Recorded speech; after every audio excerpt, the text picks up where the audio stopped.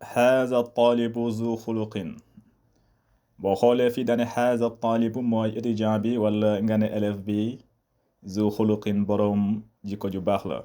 gis nga zu xuluqin bu fekkente ne kenn ku góor la da nga naan zu mooy boroom. bu la neexee nga ne zu nag boo ko déggee xarf boo xamante ne mooy boroom. waaw nga ne boroom alal mooy zu maalin boroom jikko ju baax zu xuluqin zu ngay utiliser bu fekkente ne kenn ku góor la da nga naan haza talibu zu xuluqin.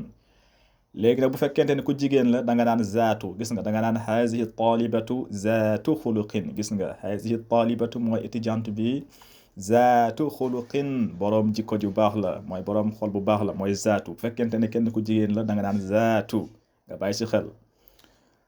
bu fekkente ne tamit ba léegi bu fekkente ne nag pluriel la da nga naan haulaai tullaabu zawu xuluqin. gis nga zawu ngay wax zawu xuluqin mooy étudiant yi zawu xuluqin borom jikko yu baax lañu. gis nga zawu ngay wax bu fekkente ne pluriel mooy mbooloo boo xamante ne góor lañu.